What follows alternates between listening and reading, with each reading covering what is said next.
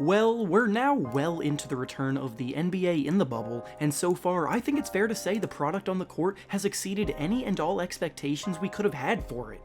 The games have been competitive and entertaining, there's been tons of storylines and drama, and the play-in game to decide the final playoff spot was unbelievable. We've now arrived to the games that matter, the playoffs, and with it comes some time for analysis.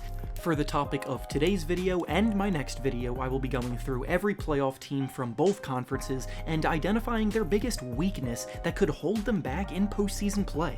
We'll be starting with the Eastern Conference in this video, and the next video will cover the Western Conference. But before we start, make sure to like the video and subscribe to the channel, as all support is very much appreciated. Now with that being said, let's begin. Starting with the top team in the East this year, the biggest concern with the Milwaukee Bucks heading into the playoffs is whether or not their crunch time offense proves to be better than last year. Admittedly, this is a bit of a nitpick of a choice because, well, the Bucks were pretty damn good this year, but what undid them in the playoffs last year was the Raptors figuring out how to neutralize them down the stretch of games when they slowed things down and packed the paint.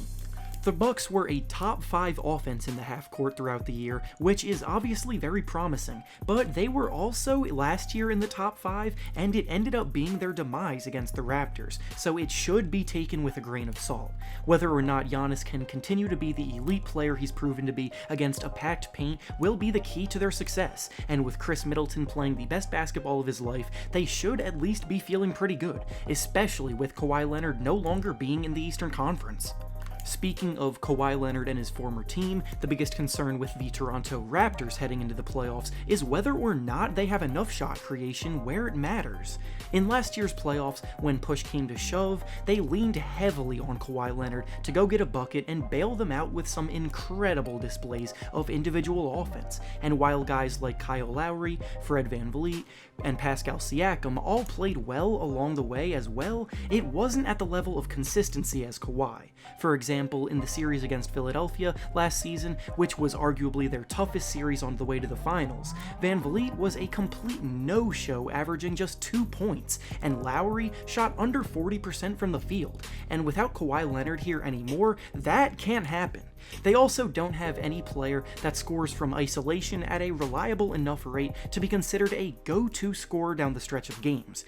Their system has brought them a ton of success, and Coach Nick Nurse deserves a ton of credit, but we'll see and wait whether or not this can translate to playoff basketball without Kawhi Leonard leading the way.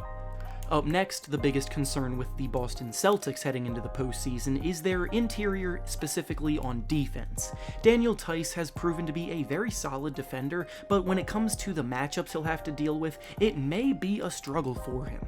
Starting in round 1, he's matched up with arguably the best post player we have in the league right now in Joel Embiid, and throughout the regular season, Joel's strength proved to be too much for him to deal with. Then, if they advance far enough, having to deal with Giannis Antetokounmpo and his freight train-esque playstyle where he bullies pretty much anyone and everyone in the paint is going to create even more issues. It also doesn't help that Enes Kanter is their backup center, who despite his ability to rebound well, has proven to be a bit of a liability on defense. They have a ton of talented players on the perimeter, but the inside is definitely their area of concern. Next up is the Miami Heat, and their biggest concern going into the playoffs is how much youth they're relying upon. The playoffs have proven time and time again to be a brand of basketball where experience wins out, and with the Heat having so many young, inexperienced players in big roles, it could spell some trouble. This isn't an indictment on the talent of these players, but youth tends to struggle more in the moment, and over time is when they improve. Kendrick Nunn was a very pleasant surprise as a rookie and broke into the starting lineup. Duncan Robinson seemingly came out of nowhere to establish himself as one of the best shooters in the league, and Tyler Hero is one of their go-to players off the bench. But because they're all players that rely on their shot falling to be impactful, it could come back to bite the Heat when they face more experienced squads. Up next is the Indiana Pacers, and the biggest concern with their play going into the playoffs is their variance in shots, specifically coming in their lack of three-point shooting on a game-to-game basis and their inability to get to the free throw line. The Pacers rank second worst in the NBA in made threes per game and dead last in the NBA in both free throws made and free throw rate. Especially with the way the game is played in the modern NBA, both of those statistics are very concerning, because when the game slows down in the playoffs, getting to the free throw line and converting easy points is always a very important part of a successful team. Additionally, when the defense tightens up, being able to space the floor with shooting helps open things up for playmakers like TJ Warren and Victor Oladipo. They have the personnel to implement a change, with role players capable of spacing the floor and guys like Oladipo and Warren who can attack and create for themselves. But while I say they're capable of doing it, ultimately they have to actually go out and do it by tweaking some things with how they play. Moving on now to the next team in the standings, the biggest issue with the Philadelphia 76ers heading into the playoffs is the playmaking of the team, specifically with Ben Simmons likely done for the year. The roster construction and the fit of the players on the team was already a big hindrance beforehand for Philly, but now that they're without Ben Simmons, they're missing the player that drew so much attention from opposing defenses and set up more three-point shots than anyone else in the NBA while he was healthy.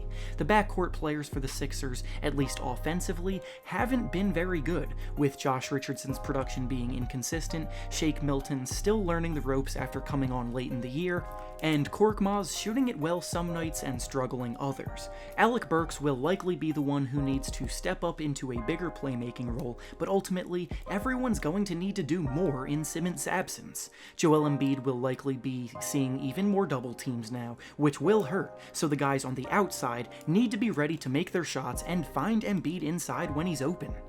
Up next is the Brooklyn Nets, and their biggest concern going into the postseason is simply inexperience. Outside of a few players such as Karis LeVert and Jarrett Allen, the Nets have been brutalized with the amount of injuries the team has suffered and the amount of players that have opted out of the restart. Karis LeVert has looked terrific in the bubble, Joe Harris is playing the best basketball of his career, and a ton of the role players that otherwise weren't getting an opportunity to play have actually stepped into the rotation and played well. But ultimately, this team has a massive hill to climb against Toronto. It's not impossible for them to pull off the upset, but realistically, it should be a quick series. And finally, the biggest problem with the Orlando Magic heading into the postseason is that they're just not talented enough to beat the Bucks. They lost 5 of their last 6 games, a lot of their players look rusty, and with them set to match up with the number 1 seed, their time in the playoffs likely won't last very long. There have been some good things for them to build upon for the future, but ultimately this roster is closer to mediocre than it is to being competitive. And with that being said, that's all I have for you today. Make sure to like the video, subscribe to the channel, and comment down below what you think some of the biggest weaknesses of these teams are. Thanks for watching, and I'll see you all next time.